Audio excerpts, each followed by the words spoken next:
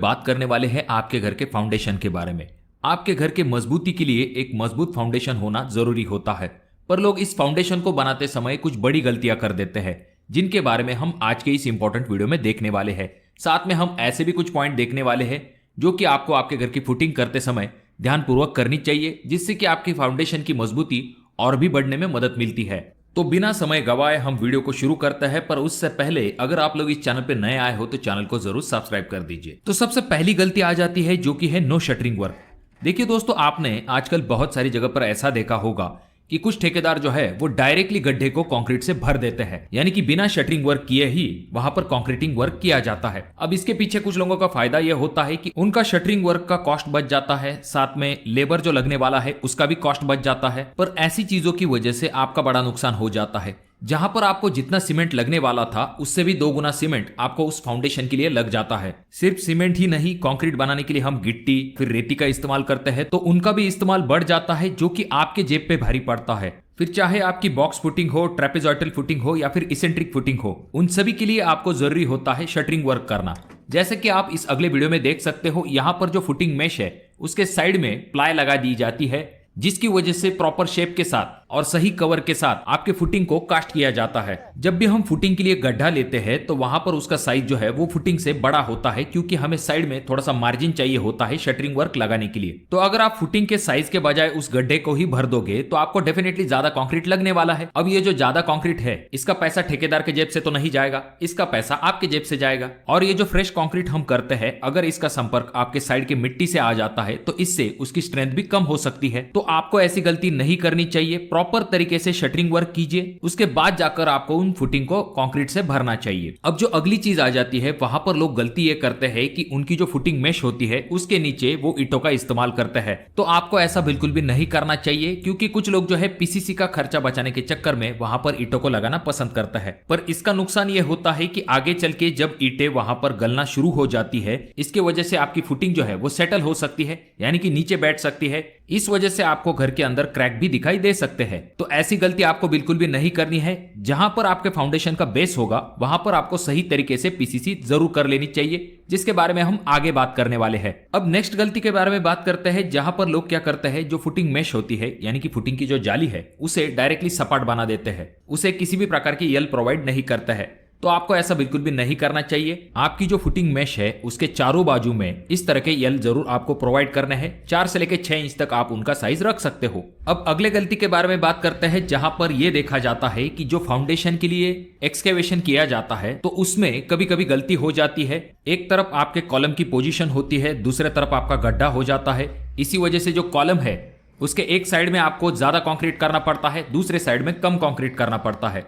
तो ऐसा आपको नहीं करना चाहिए। जब भी आपका फाउंडेशन कंप्लीट हो जाता है, जब आप एक बार वापस से मार्किंग कर लेते हो, तो ये जरूर चेक कर लीजिए कि अगर आपके कॉलम की पोजीशन उस गड्ढे के सेंटर में नहीं आती है तो आपको उस गड्ढे को वापस से क्लियर कर लेना चाहिए, क्योंकि आपकी कॉलम की पोजीशन फिक्स होती है। इसीलिए आपको गड्ढे को ही क्लियर करना पड़ेगा। कॉलम के चारों बाजू को जब गड्ढा समान होगा तब जाकर आपको उस फुटिंग को कास्ट करना चाहिए, जिससे कि लोड पूरी फुटिंग पे इवनली डिस्ट्रीब्यूट हो सके। और एक गलती देखी जाती है, जहां पर लोग कवर के लिए ईंटों का या फिर लकड़ी का इस्तेमाल करते हैं, तो आपको ऐसा बिल्कुल भी नहीं करना चाहिए। जब भी आप कंक्रीट वर्क करने वाले हैं तो आपको इस तरह के कवर का इस्तेमाल करना चाहिए। इस तरह के लकड़ी या फिर ईंटों का अगर आप इस्तेमाल करोगे तो ये बहुत ही गलत हो जाता है। अब कुछ लोग जो है बॉटम से कवर का ध्यान देते हैं, पर साइड में जो कवर होता है उसके तरफ लोग ध्यान नहीं देते हैं। जैसे कि मैंने आपको पहले पॉइंट में भी कहा था कि अगर आप शटरिंग वर्क नहीं करते हो और जाली जो है आपकी एक साइड में गड्ढे के तरफ चली जाती है और मिट्टी के संपर्क में आ जाती है, तो वह आगे चल के जल्दी जंग पकड़ सकती है, जल्दी खराब हो सकती है।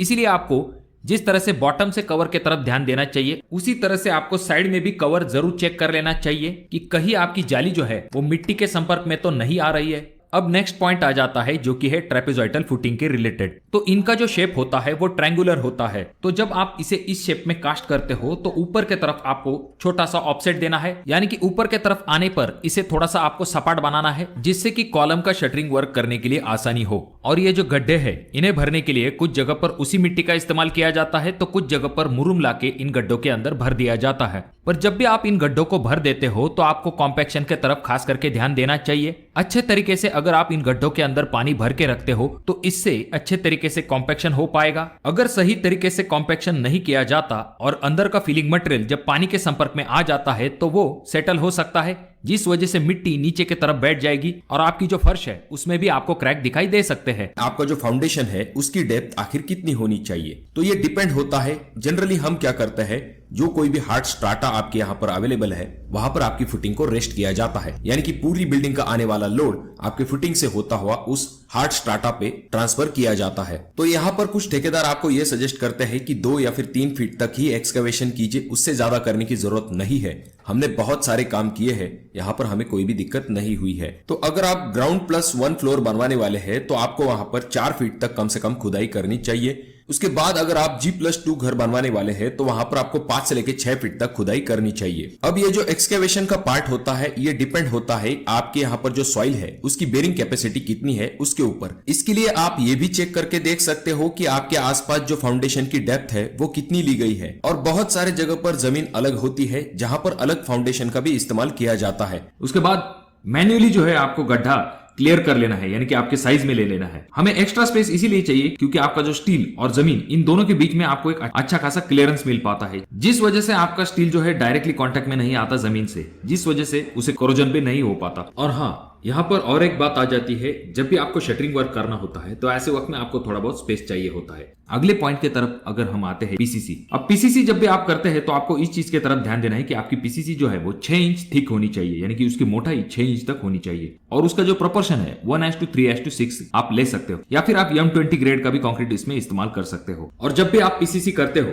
तो खास करके इस चीज की तरफ ध्यान दीजिए कि एक लेवल में आपकी पीसीसी होनी चाहिए। ये नहीं कि कहीं पर बेंड है या फिर एक साइड में स्लोप दिया है, ऐसा नहीं करना है। आपको एक समान लेवल में आपकी जो है पीसीसी होनी चाहिए, क्योंकि इसके ऊपर जब फुटिंग आएगी तो आपका जो फुटिंग का लोड होगा वो इवनली डिस्ट्रीब्यूट होना चाहिए। जब भी आप फुटिंग की मेश पीसीसी के ऊपर बिछाने लगते हो तो वहां पर अक्सर ही एक चीज देखी जाती है कि मिट्टी जो है वहां पर बहुत ज्यादा प्रमाण में गिर जाती है और लोग वैसे के वैसे ही काम करना शुरू कर देते हैं। तो ये गलत बात हो जाती है। आपको जो है अच्छे से झाड़ू मार के क्लीन कर लेना चाहिए। हाँ, थोड़ी बहुत मिट्टी जो है वो अक्सर ही पीसीसी पर आ जाती है, पर जितना पॉसिबल हो सकता है उतनी पीसीसी जो है आप क्लीन रखिए। और पीसीसी करने से पहले उसके नीचे की जमीन पे थोड़ा सा पानी मार लीजिए, जिससे कि आपके पीसीसी का जो पानी है वो नीचे की जमीन न खींचे। तो अब बात करते हैं कि ये जो फुटिंग मेश है इसके लिए आपको कितने mm के स्टील का इस्तेमाल करना चाहिए। तो इसके लिए आप जो है 10 mm से लेके 12 mm के स्टील का इस्तेमाल कर सकते हो।